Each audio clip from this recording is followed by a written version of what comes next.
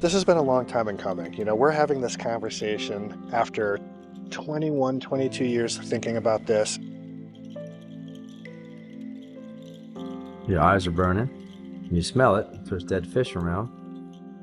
Your day goes from being high aspirations of catching lots of fish to, well, we're not going fishing today. There's nothing to catch. I don't have bait. Can't get through the red tide. Everything's dead. Red tide is a nightmare. Red tide is a problem for fishermen. It's a problem for people with respiratory issues that live on the beach. It's a problem for people that go to the beach to get their Zen time. Just problematic.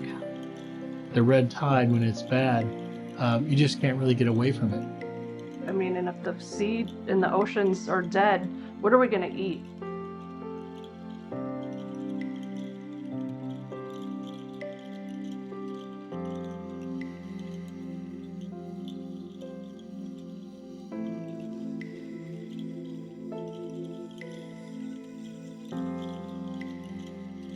I've never been more excited about the possibility of discovery. 3. I have 100% confidence that what we're going to produce from Pace will surpass all of our wildest dreams. 2. This is going to change the world.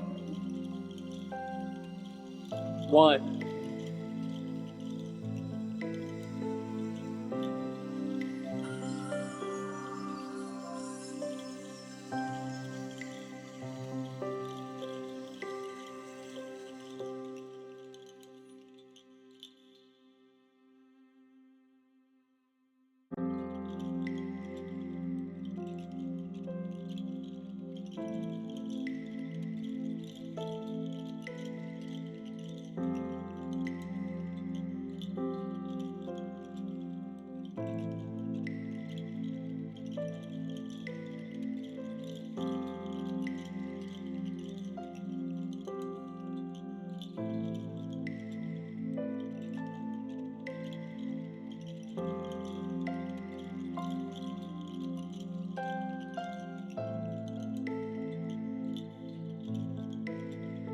First red tide I remember was back in the mid-'80s.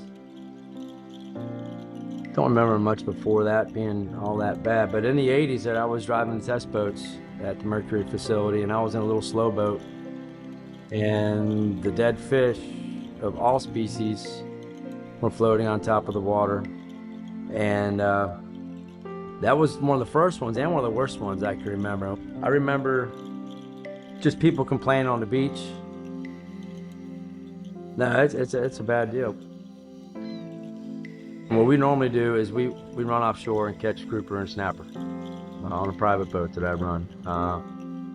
Clients would arrive between 7 and 8 o'clock. We run offshore, we fish all day, try to get back at the dock by 4 because we aspire to have an outstanding catch every day, which means spending time at the fish cleaning table. So you get home exhausted, you're tired. It's a 12-hour day, no matter what. I mean, it's a lot of work, but it's very rewarding.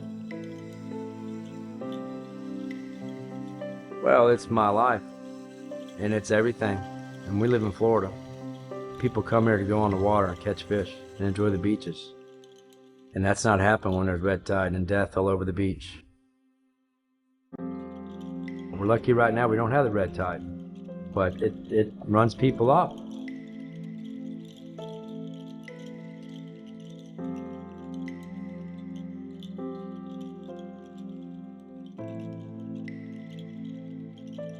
I would like to think we could prevent red tide from happening, but that's almost like trying to keep cancer from happening. It's a tough one. You never know where it's going to pop up. I hope and pray that we can do something to turn us around one day, because it's terrible. Absolutely terrible.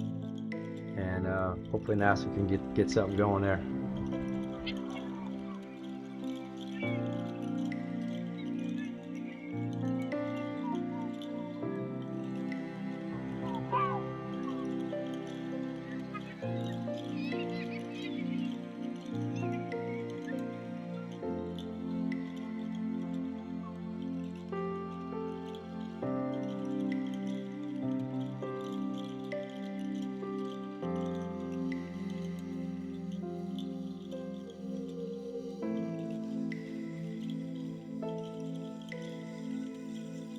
The red tide can be so intense right along the beach that really no one is on the beach.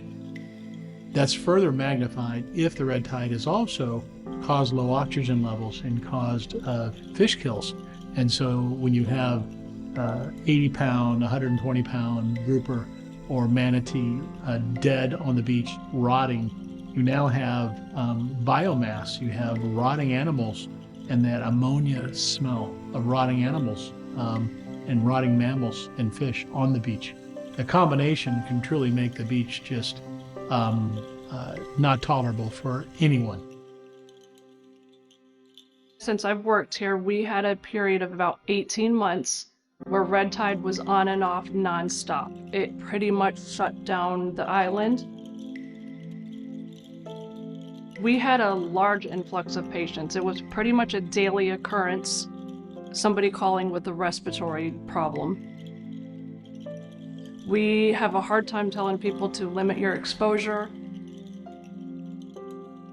So it isolated a lot of people that time.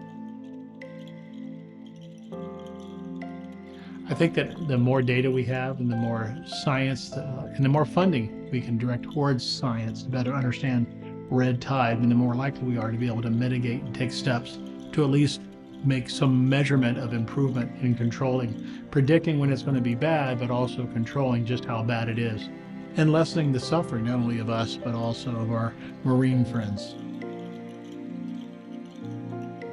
So you have to elevate your senses all the way into space. So only from a satellite point of view do you get this beautiful synoptic picture of our home planet. And if you weren't able to do that, there would be so many parts of the role of phytoplankton that just would otherwise be invisible. Most people don't realize this, but NASA plays a foundational role in the entire international study of Earth science. So I knew that I wanted to be involved in marine science since 8th grade. And I was lucky enough at the time, the public school that I attended in Central Connecticut had a program that brought me to the biological station for research in Bermuda. And that was a transformative moment.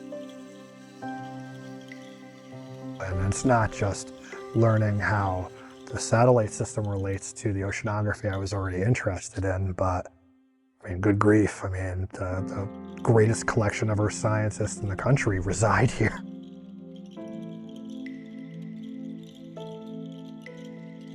Well, all right, so the ocean provides, right? It provides a food source. It helps regulate weather and climate. There are compounds from the ocean that make medicines and jobs, economy. All of that ties back to what is in the ocean. And so from a phytoplankton point of view, you have the beneficial ones that feed fisheries, the beneficial ones that are moving carbon around and influencing climate. There are also the harmful ones. Some of these are harmful enough that these phytoplankton could kill you. And they're the ones that form red tides, where you're seeing beach closures or oyster farms suddenly having to be closed because of contamination. They carry this particular chemical that tends to be an irritant to humans and animals or create an odor and so forth. It's not enough just to say, I see phytoplankton there. You know, if you're sitting on the West Florida shelf, for example, and you see a bloom of phytoplankton from space, it's important to know whether it's a red tide that might have some severe impact to that coastal community versus it just happens to be a lot of phytoplankton there. Some of these form in places like the Great Lakes, and there was an instance not long ago where a cyanotoxin bloom shuts down the water intake to the city of Toledo. And this is happening on more diverse areas, places where they weren't happening before. Sometimes they're happening with more frequency. Anyway, point is that we want to monitor them. And that's where PACE comes in. We have been doing ocean color from space and atmospheric work from space for over 40 years. And we have this beautiful fleet at NASA and with our international partners that really have formed the foundation for what PACE Observatory is going to be. And they're wonderful at doing their job, which was, or is, to separate a signal from phytoplankton from everything else in the water column. But what they don't do well is tell you what is contributing to that biomass, what community is actually there. And that's because they use ocean color, but they're only looking at 7 or 8 colors of the rainbow. And they do that by having measurements of several blue bands, several green bands, and several red bands. But that's still 8 crayons in your box. If you wanted to actually see the subtleties in different greens and different blues, you need more color. PACE is full spectrum, full rainbow from the ultraviolet to the near infrared. So you would imagine this as being handed a box of 200 crayons. And if I asked you to paint, color the most spectacular landscape you could, which box are you going to choose? You want all the color. You don't want some of the colors. So the information content for any singular instrument on PACE is way more than we're used to. This is such a cool problem to have. So suddenly, the tools you have at your fingertips will fill in all the gaps of color that we could possibly want. We know the atmosphere is changing. Every time a pattern in agriculture changes, is there something that's altering nutrient availability to your local marine ecosystem that is suddenly changing how things are growing? You may be noticing in your backyard, if you have a small body of water, why are these scums of algae forming that weren't there a few years ago, and then they disappear and the timings are changing? We know carbon dioxide levels have increased over the past 200 years.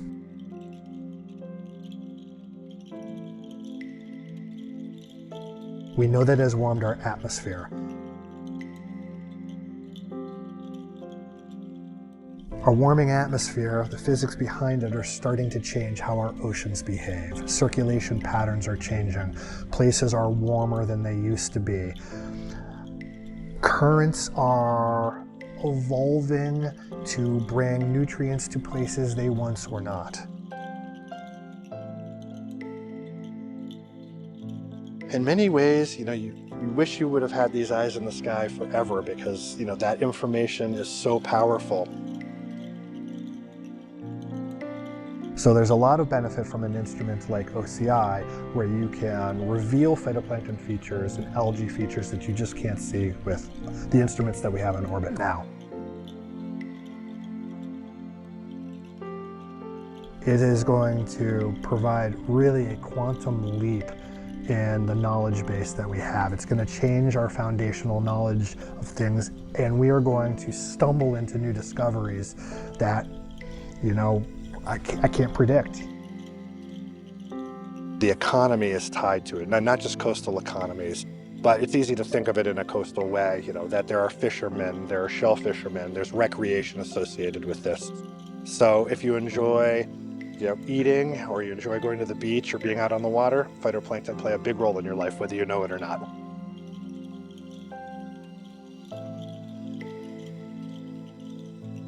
So the scientific community, which is inclusive of partners like NOAA, the U.S. Environmental Protection Agency, and other organizations like that do watershed management or have some responsibility for safe and clean drinking water, they spend a lot of time thinking about the frequency, the duration, and the extent of these harmful algal blooms.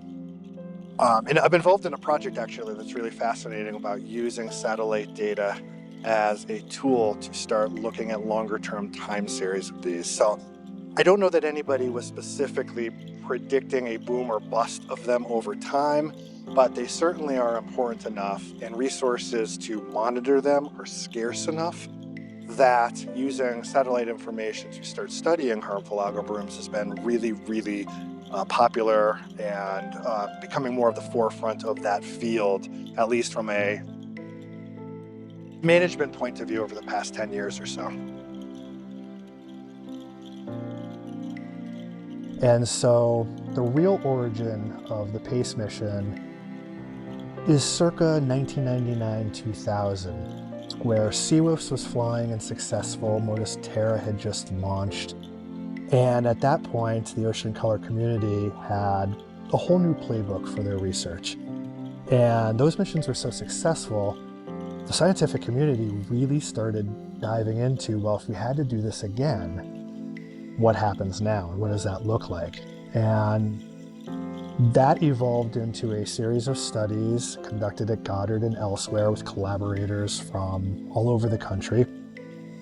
And the genesis of the idea became a little bit more real.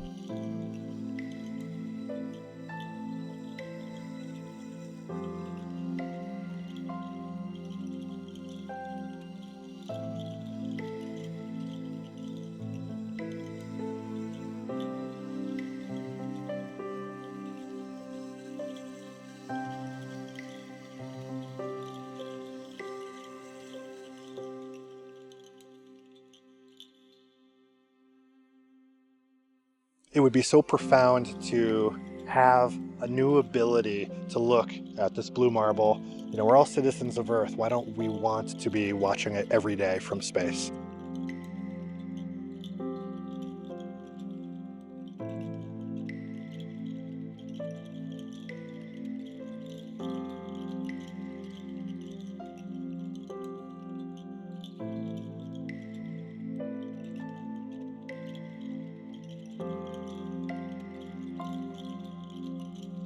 Now we are 10 and a half hours from launch.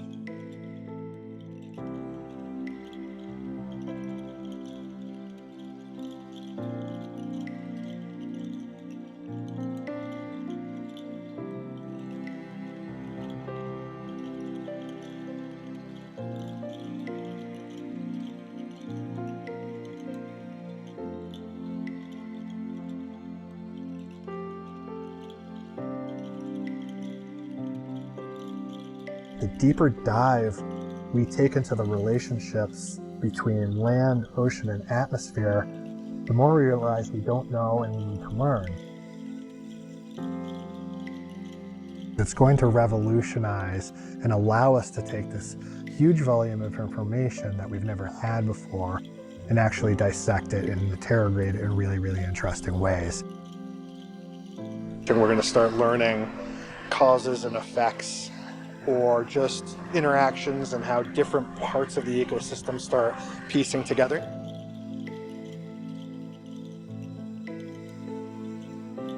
So I can say without hesitation that the new data coming out of PACE from all three of its instruments is going to absolutely change the way we view our home planet. And what will come with that is a deeper understanding of how all the systems connect, why things are happening, why decisions we might make could influence other things downstream in the grand sense of how everything fits together.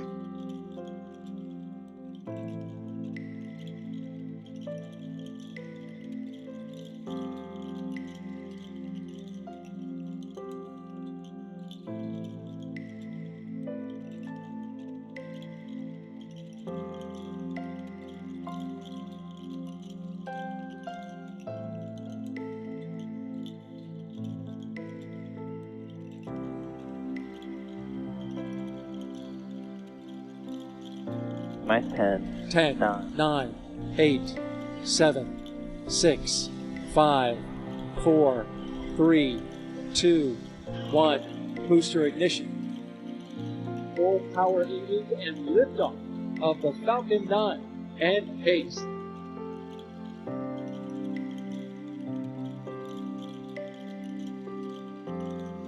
In atmosphere.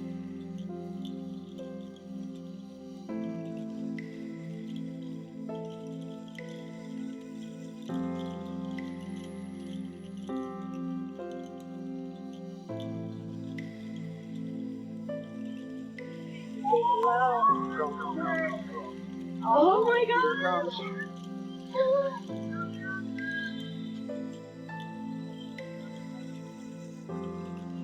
7 billion pounds of thrust.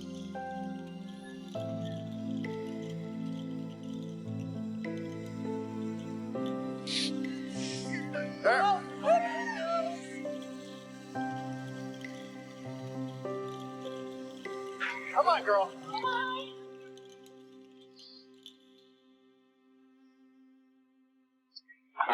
Telemetry nominal. Does it steep climb into orbit? It continues to perform nominally. All 9 engines fire. View from the rocket camera.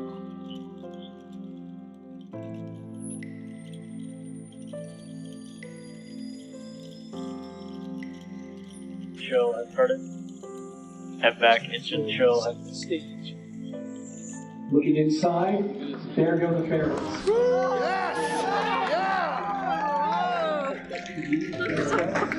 This will be the 12th. It only needs one stage 2 orbit. Minutes. Second. Then the Seco 1.